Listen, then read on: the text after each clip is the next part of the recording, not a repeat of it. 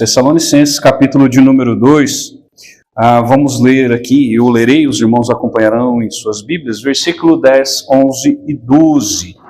Assim diz a palavra do Senhor.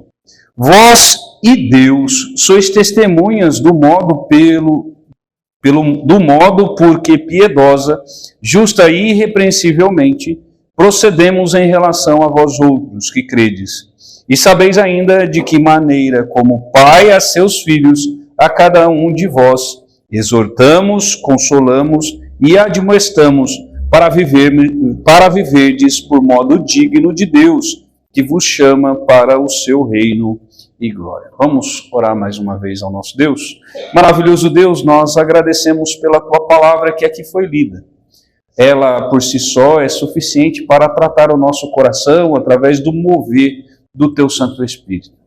Por isso rogamos ao Senhor que o Senhor traga a interpretação correta, ó Deus, da tua palavra. Venha aplicar estas verdades ao nosso coração e que venhamos a viver, ó Deus, em conformidade com ela. Derrama assim da tua graça, é o que nós oramos, em o nome de Cristo Jesus. Amém. Preparando esta mensagem, inclusive eu senti bastante saudade dele. Eu lembro que meu sogro, ele era delegado lá no Acre, né? Ele era concursado lá no Acre, e uma das coisas que ele brincava com a gente lá, principalmente eu e a Dani, né? Ele falava assim, olha, você precisa estudar para você passar no concurso para se tornar agente, né? No sentido de que você precisava estudar para passar no concurso para ter dignidade, né? Era mais ou menos isso daí que ele queria dizer, muitas vezes brincando com a gente ali. E eu lembro que ele brincando comigo, quando eu passei no primeiro concurso lá no Acre, ele chegou para mim e falou assim, agora você está virando gente. Ele brincou comigo, né? Irmãos, apesar da brincadeira, algumas coisas nós temos visto nesta nossa sociedade em relação a essa questão de dignidade.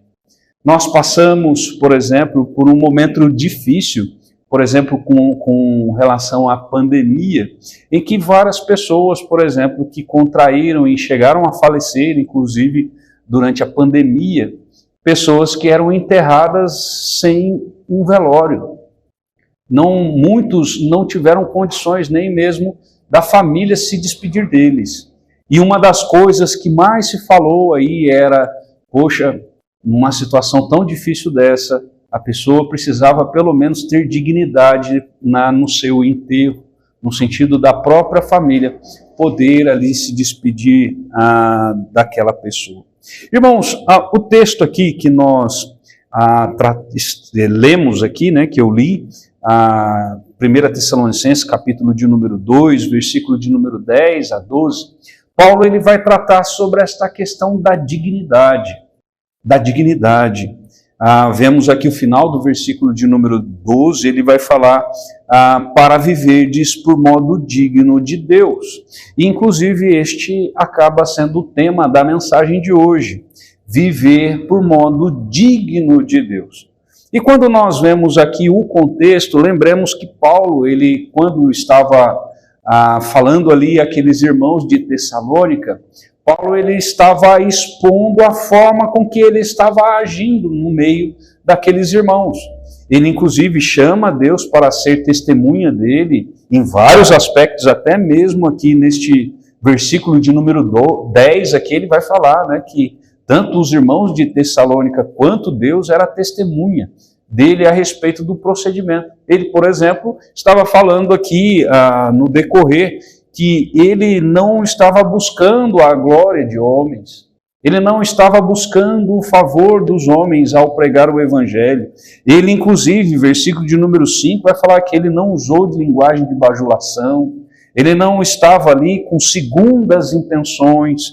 Ele vai dizer, inclusive, também que apesar de muitos judaizantes que iam aonde Paulo pregava, como por exemplo em Tessalônica, muitos iam lá e se tratavam como apóstolos, como grandes mestres, para serem sustentados pela igreja, querendo arrecadar recursos da igreja. E Paulo fala com eles, inclusive, Paulo falando, né, que ele não agia dessa forma. Ele, inclusive, apesar de saber da necessidade, apesar dele saber que também seria algo justo, até mesmo ser sustentado pela igreja, ele fala, eu abri mão dessas coisas para não tornar essas coisas barreira ao evangelho, à pregação do evangelho junto a vocês. Inclusive ele trabalhou se fadigando, como diz aqui o versículo de número 9, né? Com muito labor e fadiga. Paulo, que ele era fazedor de tendas, né? Então ele vivia fazendo tendas, quando ele não tinha recursos da igreja para manter o ministério, para viver integralmente ao ministério, ele fazia tendas, para que ali houvesse sustento da vida dele.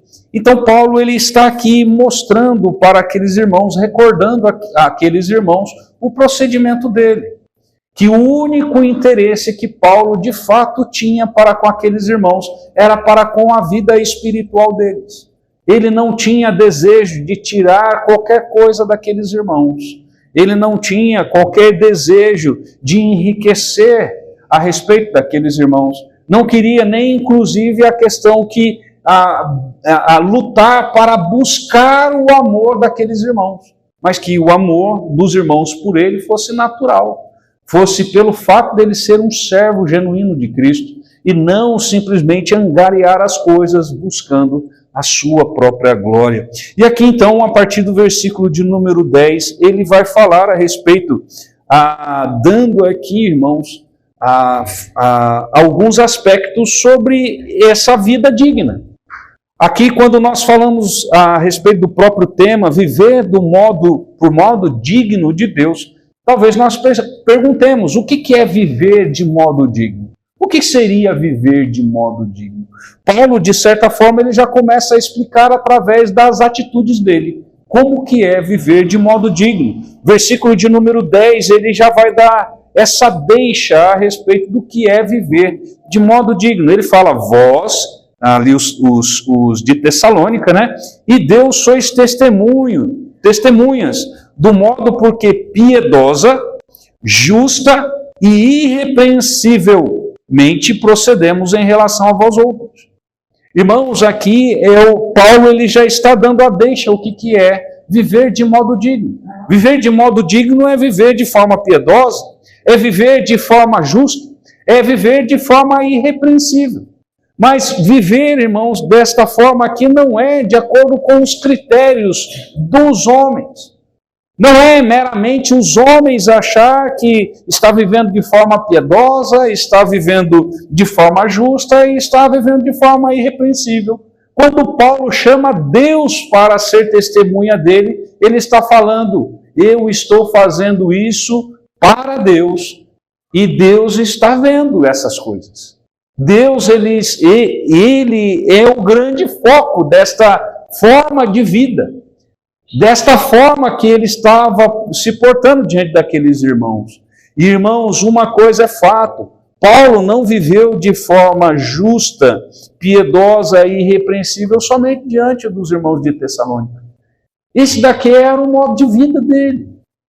Ele não fantasiou algo lá. Ele simplesmente mostrou aquilo que era o que ele era. E de certa forma, irmãos, é algo que ele está falando ali para aqueles irmãos. Vocês precisam viver desta forma, de modo digno, vivermos de modo digno de Deus. E aqui, irmãos, ele vai tratar a respeito, falar ali para os irmãos, além desse procedimento piedoso, justo e irrepreensível deles, tanto dele quanto ali de Silas, quanto também de Timóteo, que eram os três que estavam pregando ali o evangelho. Ele fala aqui a respeito do grande carinho que ele tinha. Ele diz assim, sabeis ainda de que maneira como pai a seus filhos, a cada um de vós. Então Paulo estava tratando aqueles irmãos ali, apesar de, como foi já explanado em mensagens anteriores, Paulo praticamente passa 3 semanas ali só pregando o evangelho. Depois ele sai, tudo bem que Silas e Timóteo continuam o ministério ali, mas Paulo não passa tanto tempo assim. Mas aqui já mostra, quando ele fala, tratando ali como pais a filhos, nós ouvimos algumas pessoas até dizendo que não devemos chamar pessoas de pai. A ideia aqui é de pai na fé. A ideia aqui é de pessoa, do Paulo, que ele se esforçou, inclusive ele vai dizer em outros textos que ele gerou pessoas em Cristo, no sentido de se afadigar na pregação da palavra, de ensinar o Cristo ressurreto, aquele que morreu naquela cruz para pagar pecados, que morreu para que nós tivéssemos uma vida reconciliada com Deus. Esta é a mensagem da cruz, uma mensagem de arrependimento, uma mensagem de reconciliação, uma mensagem de esperança. E ele diz que se afadigava, e inclusive ele em alguns momentos ele chega a dizer que chegou a gerar alguns com dores de parto, diante das grandes dificuldades que houve, muitas vezes até mesmo de rebeldia, de perseguições externas. Mas, irmãos, aqui mostra que também essa forma de viver de modo digno de Deus aqui, diante daquilo que até é proposto aqui no texto, vivemos de forma carinhosa com relação aos nossos irmãos. Ele diz aqui como pai a seus filhos, ele estava tratando aqueles irmãos ali. Irmãos, é certo que essas coisas elas devem ocorrer entre nós também. No nosso meio evangélico, por exemplo, principalmente aqui dentro da nossa igreja, sempre há pessoas novas chegando. Sempre há pessoas que entregam a sua vida a Cristo Jesus e começam a fazer parte do nosso meio. A questão é, nós devemos receber essas pessoas até mesmo como pais ou mães, dessas pessoas que estão nascendo no Evangelho. Aqui Paulo, ele é como se fosse colocar os seus filhos ali debaixo do braço e mostrar para ele, olha, é assim que você vai caminhar, é assim que você vai caminhar com Cristo. Olha a forma que Cristo ele tem agido na minha vida, olha a forma com que eu estou me portando diante de Deus, e eu tenho consciência diante da forma que eu tenho me portado diante de Deus. Haja da mesma forma, fortalecendo assim os irmãos mais e mais. Irmãos, uma coisa que nós devemos pensar a respeito, diante do tanto tempo que nós temos no Evangelho, será que nós podemos dizer que nós temos pais na fé? Será que nós poderíamos dizer que nós temos filhos na fé? Eu lembro uma vez, numa igreja lá de Rio Branco, não era a igreja que a gente frequentava, era a Dulce Maria. Conheceu a igreja do Floresta, a igreja presbiteriana do Floresta, né? Teve uma vez no aniversário da igreja que o pastor chamou os presbíteros na frente da igreja e ele pegou e falou assim, quem foi evangelizado por um desses presbíteros vem aqui e fique atrás dele. Fique atrás dele. E aí ele colocou os presbíteros de frente para ele, né, e a igreja. E foi levantando irmãos daquela igreja e foi ficando atrás dos presbíteros ali. Irmãos, quase toda a igreja tinha sido evangelizada pelos presbíteros da igreja. Muitos filhos na fé ali foram produzidos através da pregação da palavra. É certo que nós só temos um grande mestre, que é Cristo Jesus. Mas Deus, ele nos usa como instrumentos dele para levar o evangelho e através de nós pessoas nascerem de novo. Só que pessoas que nascem de novo, elas precisam ser tratadas.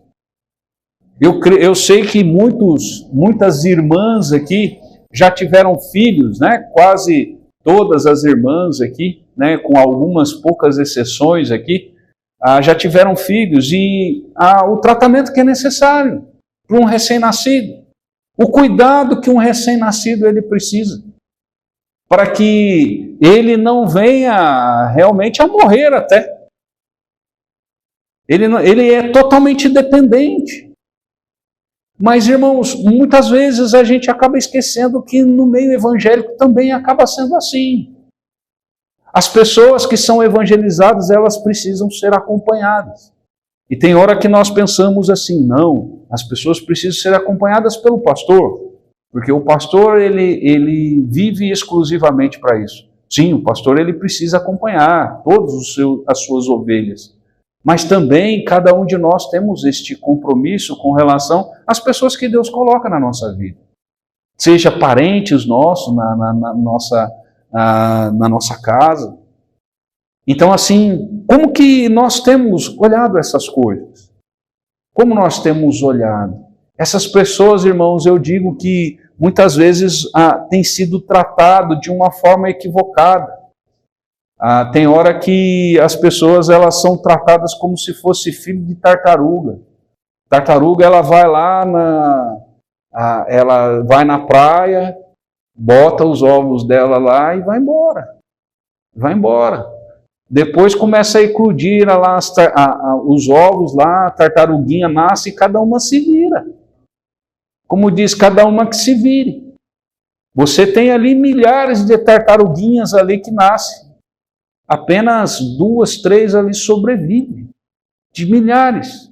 Logo no nascimento já começa uma matança ali. E tem hora que a gente tem tratado na vida cristã esses novos nascidos assim. Temos tratado como se fossem filhos de tartaruga. Ou seja, você se vire. Você se vire. Mas não, irmãos. O que Paulo aqui ele nos mostra, até mesmo para vivermos de uma forma digna do Evangelho, é cuidar bem daqueles que estão se achegando, daqueles que estão entregando a sua vida a Cristo Jesus. Eles precisam do poder do Espírito Santo, sim, eles precisam buscar o Senhor em oração, precisam. Eles precisam ler a palavra do Senhor, precisam, mas eles também precisam ser acompanhados. Precisam ser acompanhados. Se Deus colocou pessoas assim na sua vida, algum parente seu na sua vida, lembre-se disso. Viver de forma digna do Evangelho também é cuidar deles, como pais cuidam de seus filhos. E aqui, o fato dele portar aqui como pais, né? Ali tanto Paulo, quanto Silas, quanto Timóteo, né? Diante daqueles irmãos, ele vai exortar aqueles irmãos, consolar e admoestá-los. Ele vai gerar isso naturalmente.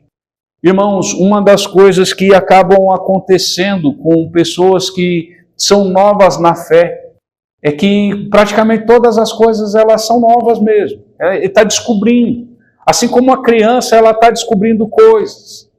Ela começa ali a engatinhar, começa a andar, e aí olha lá dentro de casa, vê um negocinho lá com 2 furos, ou alguns já estão com 3 furinhos, quer colocar o dedinho lá dentro, né? Vai tomar choque. Quer colocar o dedinho na tomada. E aí os pais que são cuidadosos, não, meu filho, não coloca aqui não que você vai se machucar. Assim também é na vida cristã, é através de exortação. Quando ele usa aqui essa palavra exortamos, a ideia aqui é no sentido de constância até. A palavra ela está aqui no sentido de exortando. E quando ele fala consolamos e admoestamos, a ideia aqui ela é de passividade. Né? Eles estão sendo consolados, eles estão sendo admoestados. E isso, irmãos, para que eles venham a viver de modo digno de Deus. De modo digno de Deus. Então, irmãos, o que cabe a nós não é deixarmos as pessoas simplesmente, principalmente aqueles que Deus ele coloca na nossa mão, viverem do jeito que querem. É lógico que cada um deles, cada uma das pessoas, cada uma vai dar conta de si. Cada um vai dar conta de si. É certo. Eu não vou pagar por pecado de ninguém. Não vou. Eu não serei cobrado por Deus pelo pecado de ninguém. Assim como os irmãos também não serão. Mas o que o Senhor ele vai cobrar de cada um de nós, irmãos, é se deixarmos os nossos filhos na fé, eles viverem como que sem pais, sem nenhum pai. Deus tem colocado pessoas na sua vida. Viva de forma, então, digna do Evangelho, tratando como se fosse filho teu, na fé, cuidando dele, exortando ele, colocando-o no caminho, muitas vezes querendo se desviar, coloque no caminho novamente. Você tem como obrigá-lo? Não, você não tem, mas você exorta, você consola, você admoesta, você faz a sua parte. Não é como que se um filho seu tivesse recém-nascido não, que tivesse já andando, estivesse na beira da piscina e você falasse, tudo bem, deixa eu ir para lá. Mas ele está na beira da piscina. E se ele cair, ele vai afogar. Você simplesmente vai deixar lá. Está andando ali na beiradinha. Nós não fazemos isso com os nossos filhos, irmãos. Nós não fazemos isso. Mas nós somos chamados a exortar. É claro que se exortarmos pessoas e elas quiserem continuar no seu ainda fútil procedimento, ainda forem desobedientes, tudo bem, elas darão conta a Deus por isso. Mas nós fizemos a nossa parte. Viver de forma digna de Deus é ter carinho por aqueles que nascem de novo. É acolher essas pessoas com todo o nosso coração. Mas aqui ainda, irmãos, o versículo de número 12, ele está dizendo a respeito, como no nosso tema, viver por modo digno de Deus. E ele completa, que vos chama para o seu reino e glória. Irmãos, nós não somos chamados para viver uma vida digna por pessoas. Nós somos chamados pelo próprio Deus. Nós não somos chamados para viver de forma digna para agradar homens. Nós somos chamados para agradar a Deus. É Ele que é o grande foco. É Ele que nos chama. E aqui quando Ele fala que nos chama para o seu reino. Irmãos, quão maravilhoso é nós olharmos que esse Deus, Ele deseja que venhamos a viver de forma piedosa, que venhamos a viver de forma justa, irrepreensível, que venhamos a viver de forma carinhosa com as pessoas que nascem de novo. E assim, essas pessoas necessitam também de exortação, de consolação, de admoestação na vida cristã para andarem de forma que Deus Ele quer. Porque o Senhor, Ele nos promete esse reino. Irmãos, essas coisas, será que só de vislumbrarmos a questão do reino e da glória do Senhor, que será manifesto no último dia, e passaremos toda a eternidade diante desse rei, participando do reino dele, vendo a glória do Senhor e de certa forma também recebendo glória pelo próprio. Será que isso já não é mais do que motivos para nós queremos viver de forma digna do Evangelho que Ele nos chamou? Será que isso já não é suficiente para queremos viver do jeito que Deus Ele quer que eu viva? Ô irmão, se você precisa de algo mais, você está buscando algo que não existe. Se você está buscando mais motivação ou motivações que vá fora disso, você está buscando motivação que é vazia. A única motivação de fato, irmãos, que vai fazer com que vivamos de forma digna do Evangelho que o Senhor nos chamou, vivemos de modo digno de Deus, é quando nós vislumbramos não apenas aquilo que Ele fez por nós, mas aquilo que nos espera. Aquilo que nos espera. Irmão, se você não está nem aí para isso, tem algo errado contigo. Se você olha assim e fala, não, deixa eu viver do jeito que eu quero, deixa eu viver ao meu bel prazer, deixa eu viver, não estou nem aí em viver piedosa, justa ou irrepreensivelmente. Se você pensa desse jeito, você está se enganando. Está se enganando. O Senhor, Ele chama cada um de nós a vivermos para Ele. vivermos de modo digno do Evangelho que Ele nos chamou. Se você se encontrar diante do Senhor, se Deus Ele te chamasse hoje para se encontrar com Ele, será que você teria condição e Ele perguntasse, como que você viveu lá? Você poderia dizer, o Senhor é testemunha. Os irmãos lá da congregação de Altos de Santana, eles são testemunhas que eu vivi diante do Senhor de forma piedosa, justa e irrepreensível. Eu peguei e tratava aqueles novos convertidos como pais a filhos, pessoas que eu falei a respeito do Evangelho, e eu tratava de forma carinhosa. Eu sempre estava focado no reino e na glória do Senhor que há de vir para toda a eternidade. Será que se nós fôssemos diante do Senhor hoje, seria talvez essa a resposta que nós teríamos? Ou será que seria outra? Senhor, eu tentei aproveitar a minha vida. Tentei aproveitar a minha vida lá na terra, fazendo aquilo que a minha carne queria. Viver a vida, irmãos, de forma digna, é viver uma vida para Deus. Quando ele fala sobre essa questão de viver de uma forma digna, você pode resumir que é viver para a glória do Senhor. Se nós, de alguma forma, estamos falhando em vivermos para a glória do Senhor, se nós estamos falhando nisso, nós estamos perdendo nosso tempo. Se a gente acha que eu aproveitei a vida, não, você perdeu a vida. A própria Escritura, Jesus ele vai falar, aquele que quer vir após mim, negue-se a si mesmo. Ele vai dizer ainda, aquele que perder a sua vida, achará. Perder a vida para as coisas deste mundo. Se nós somos estrangeiros e peregrinos aqui, irmãos, não há nada de fato nesse mundo aqui que vai nos trazer a alegria completa. Não há nada aqui.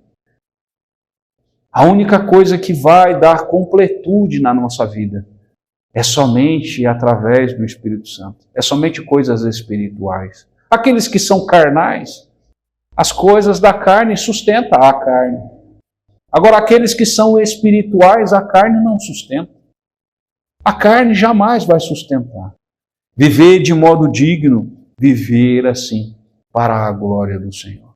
Que Deus, irmãos, derrame graça sobre a vida de cada um de nós, que venhamos a compreender que estas coisas não é para amanhã.